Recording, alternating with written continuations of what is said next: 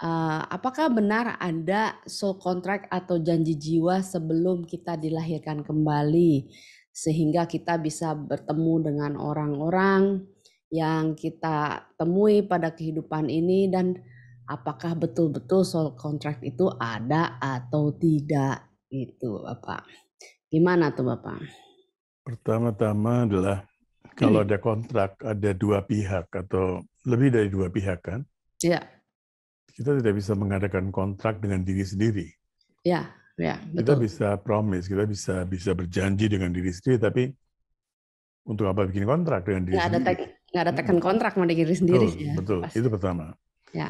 Jadi yang bikin kontrak itu siapa? Kalau yang bikin kontrak itu soul, berarti saya bukan soul kan? Ini Mhm. harus kita harus jelas sekali. Apakah saya soul atau saya bukan soul? Jadi Ini kita pihak pertama atau pihak kedua atau pihak keberapa?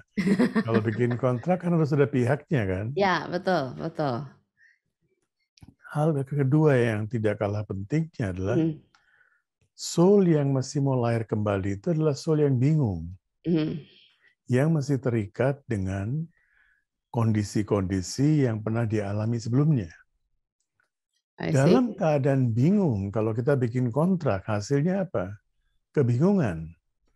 Bingung plus Kita, bingung plus bingung. ya, kita bikin pernyataan, misalnya pernyataan legally binding ya. Ya, mengikat. Di situ mengikat ya secara hukum. Di situ pasti ada Mhm. kalimat bahwa saya membuat pernyataan ini dalam keadaan sehat walafiat dan sebagainya tanpa paksaan bla bla bla bla bla. Ya, Betul kan? ya betul. Nah, sekarang kalau soul-nya lagi bingung, dia bikin kontrak, hasilnya sudah pasti berantakan. Nah, ini soalnya pertanyaannya ini, kalau memang kita pernah membuat kontrak atau janji ya. Nah, kalau ini dikaitkan dengan Tuhan, ya, dengan janjinya dengan Tuhan tentang hidup yang akan kita jalani. Terus kalau memang kita membuat kontrak jiwa sebelum lahir, ingin hidup seperti apa? Kenapa kita bisa mengalami karma dari kehidupan sebelumnya? Apa Saya, ya, apa gua, karena itu punishment yang memang seharusnya kita dapatkan? Nah, itu tolong dijelaskan karena tadi kalau jiwanya bingung, terus udah gitu bikin kontraknya bingung, saya lahirnya harus bingung. jelas sekali. Pertama-tama kita tidak akan masuk ke area agama ya. Ya, Dan Tuhan itu mau dikaitkan dengan agama, kalau mau dikaitkan, maka kita tidak berhak untuk bicara tentang itu. Ya. iya. Tapi kalau kita bicarakan secara filosofi, ya, Mhm, kontrak itu selalu dibuat oleh dua pihak yang kurang lebih derajatnya sama. mhm. Kita kok GR banget bikin kontrak dengan Tuhan.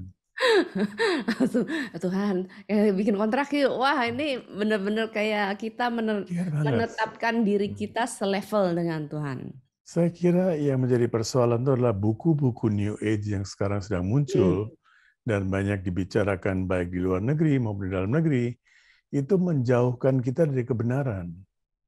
ya, ya, Ya, oke. saya barusan baca satu artikel juga, tidak ada referensi sama sekali, padahal dia cuma jiplak dari hal-hal lain, dari segala sesuatu yang sudah ada sejak ribuan tahun. Mhm, Tapi dia tidak merasa perlu untuk mengatakan saya pernah baca ini atau saya setuju dengan apa yang saya pernah baca. Ya, dia menjiplak semuanya dan jiplak dengan cara yang tidak cerdas.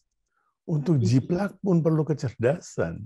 mhm, Untuk ya, jiplak pun perlu kecerdasan. Nah ini secara tidak cerdas, kemudian semuanya berantakan, dan kita di timur masih terbawa oleh suatu psyche, ya, suatu cara berpikir bahwa segala sesuatu yang datang dari barat itu lebih berharga. ya. Masih ada mentalitas penjajah, Iya, dijajah, betul ya, dijajah ya. Jadi mentalitas itu dijajah. itu yang menjadi persoalan utama. Kalau kita bicara soal contract, kontrak untuk apa? Kita semua sedang mengalami pahala atau ganjaran atau apapun sebutannya dari karma kita. Karma itu lagi-lagi bukan hukuman. Ya, Ini pun kesalahan ya. Kita mhm, sudah entah berapa ratus kali membicarakan di lewat program-program seperti ini. Karma itu purely berarti tindakan, perbuatan. Dan setiap perbuatan ada konsekuensinya. Ya. The law of consequence. Consequences. Kalau saya berbuat baik, konsekuensinya baik. Berbuat tidak baik, konsekuensinya tidak baik. Jadi karma itu bukan hukuman. Konsekuensi dari perbuatan kita sendiri. Ini menarik. Karma itu bukan hubungan, tapi konsekuensi. Nah, sedangkan banyak yang memahami tentang soul contract selama ini tuh seperti ini, Bapak. Jadi sebelum lahir kita kumpulin tuh soul-soulnya yang kita nanti minta mereka bantuan. Di kehidupan ini saya perlu lulus dalam suatu bidang pelajaran tentang entah apalah, memaafkan atau whatever it is ya. Nah, terus jadi sudah ditentukan kayak main film gitu, Bapak. Kamu jadi si penjahatnya, kamu jadi orang nyebelinnya, terus kamu yang bantu aku dan segala. Jadi itu tuh pemahaman soul contract seperti itu. Jadi direkturnya siapa? Nah, ya itu Sutradaranya siapa? Sutradaranya entah siapa kan kalau begitu. Antara pemain kita bikin kontrak, kamu jadi ini, kamu jadi begitu ya. Kemudian saya memilih, oke, kamu jadi pasangan saya dan kamu menyiksa saya. Ya, jadi seperti itu soal kontrak itu. Ya. Kamu harus menyiksa saya, setelah penyiksaan itu saya baru akan sadar. Kalau saya sudah sadar bahwa saya punya ngapain masalah. minta disiksa? Exactly. Ini persoalan-persoalan seperti ini terjadi ketika kita maunya goody-goody, you know. Kita maunya seolah-olah I'm in charge. Ya. Semua ini karena saya, karena aku. Ini adalah ego yang luar biasa yang diciptakan oleh buku-buku dari Barat ini. I'm everything.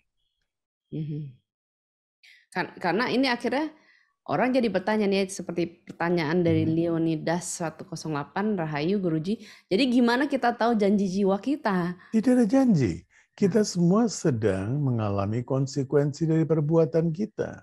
Istilahnya kepaksa, kudu lahir kembali karena masih banyak urusan belum selesai gitu ya, Bapak? Belum selesai. Nah, sekarang kita mau selesaikan satu persatu yang tidak akan pernah selesai. Kalaupun ada soul contract, katakan kita taruhlah kita percaya ada soul contract. Ya. Di masa kelahiran, sebelum kelahiran saya ini, saya bikin kontrak dengan sekian banyak orang. Berapa banyak orang? Iya, banyak. Saya sudah nggak tahu berapa kali lahir ke Bali, lahir mati. Saya mungkin punya kontrak dengan 5.000-an orang, 10.000-an orang. Kumpul di sana 10.000 jiwa, satu persatu bikin kontrak. Repot itu. Bukan cuma repot, untuk menjalankan aja udah repot. Bikinnya sih sudah repot, tapi menjalankannya sudah repot. Tapi karena saya mau kelihatan baik, you know, saya punya masalah dengan istri saya, dengan suami saya mau kelihatan baik. Oh, ini adalah karena kontrak saya dulu. Saya memang harus disiksa oleh pasangan saya. Terus waktu kita ceraiin pasangan kita juga perlu pembenaran. Oh, ini memang dari dulu saya udah pikir begitu. Saya akan ceraikan. Dapat pacar baru, oh ini adalah soulmate. Biar lying to ourselves, kita sedang membohongi diri. Jadi segala sesuatunya yang kita lakukan seolah-olah ada suatu pembenaran. Pembenaran. Dari soul contract ini juga seperti soulmate adalah pembenaran-pembenaran. Karena saya tertarik dengan seorang wanita atau seorang pria, tapi saya mau mencari dalil bahwa saya tertarik itu bukan karena saya tertarik pada badannya loh. Saya tertarik dengan jiwanya. Ini adalah soulmate. Ya kalau tertarik dengan jiwa, ngapain kamu tidur sama pasanganmu? Nggak usah tidur, itu kan badan. Ini ya di alam mimpi aja ya Bapak. Nggak usah alam mimpi juga. Kan jiwa sama jiwa. Iya. Dan kemudian kita akan ada persoalan baru lagi. Apakah jiwa punya gender? Nah, itu dia. Punya nggak gender? Menurut saya enggak. Tapi kalau jiwa masih bingung, dia bisa berpikir dia punya gender, padahal dia bingung. Soalnya dia mengidentifikasikan dirinya dengan kebingungannya itu. Betul, Sehingga betul. seolah-olah, oh aku nih laki, oh ini aku perempuan, oh aku di tengah-tengah, oh whatever what. Karena seharusnya jiwat, jiwatma is jiwa yang bingung ya. Oke, but jiwa adalah neutral. Neutral. You see the story from Mahabharata is very interesting ya. Bhishma Pitama, kakek Bhishma ya. Dia dikutuk oleh Amba atau Ambika, saya selalu lupa namanya, Yes. salah satu mereka ya, bahwa nanti dia akan balas dendam, oke? Karena dia ditinggal, itu cerita yang panjang lebar. Ya, di Oke, kehidupan ketika di medan perang Kurukshetra, kalau kita baca Mahabharata yang ditulis oleh Vyasa dalam bahasa Sanskrit, kita baca aslinya ya. Yang kita sebut Sri Kandi di Jawa, dalam Shikhandi. Mahabharata disebut Shikhandi, oke? Shikhandi ini adalah cowok, bukan cewek. Dia punya anak. Dia tidak digambarkan sebagai perempuan seperti di wayang ya. Ya. Dia itu laki-laki. Oke, orientasi seksualnya seperti apa kita nggak mau campurin itu ya. Tapi faktanya dia punya anak kandung. Anak yang dari istri dia tentunya kan. Oke, sorry. Ya. Silakan. Nah, Shikhandi ini adalah pria. Ya. Saya tidak bicara tentang orientasi seksualnya, itu tuh cerita beda lagi ya.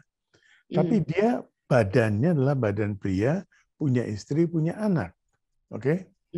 Ketika dia maju ke medan perang, Bhishma Pitama yang kita anggap begitu hebat, dia tidak bisa melihat Shikhandi yang berbadan pria.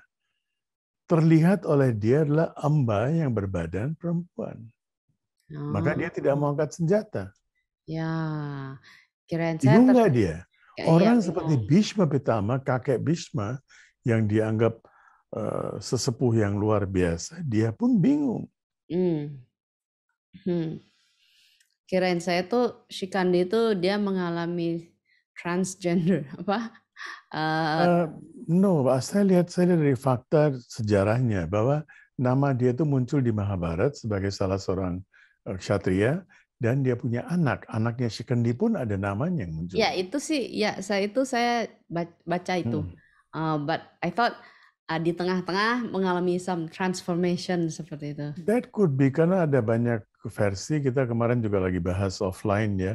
Versi Mahabharata yang ada di selatan, India Selatan agak beda. Dan utara beda. Agak beda, ada Irawan, istilah Irawan. Nama Irawan itu muncul di selatan. Lebih populer ya. Populer, dan di Indonesia juga kita mengenal nama Irawan. Dan Irawan ini adalah deity, istenya orang-orang transgender. Para transgender di sana itu punya istenya, punya what do you call istenya? Ya. Idolanya itu adalah Irawan. Ya. Jadi kalau Bhishma aja bingung ngelihat itu. Betul. Nah, apalagi kita ya semakin bingung lagi. Jadi intinya adalah soul contract itu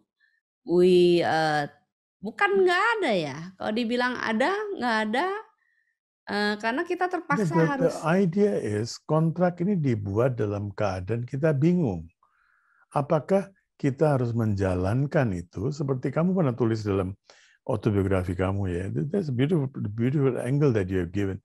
Kalau saya udah naik kereta dan salah kereta, apakah saya harus sampai ke tujuan dari sini mau ke Surabaya misalnya, mau ke katakan Cirebon, apakah saya harus sampai ke Surabaya karena keretanya sampai ke Surabaya, baru turun lagi di Cirebon, atau begitu tahu kalau saya salah kereta, turun setelah Cirebon, stasiun pertama kita turun dan kita ambil kereta lain untuk kembali ke Cirebon, nggak usah pergi sampai ke Surabaya. Kecuali pengen jalan-jalan. Ini dalam kebingungan. Padahal dia punya tugas dari kantornya punya tugas untuk ke Cirebon menghadiri rapat. Nah dia bilang, oh ya udah sekarang udah terlanjur, ya udah gue sekalian jalan-jalan sampai ke Surabaya. Ya nanggung gitu ya, nanggung.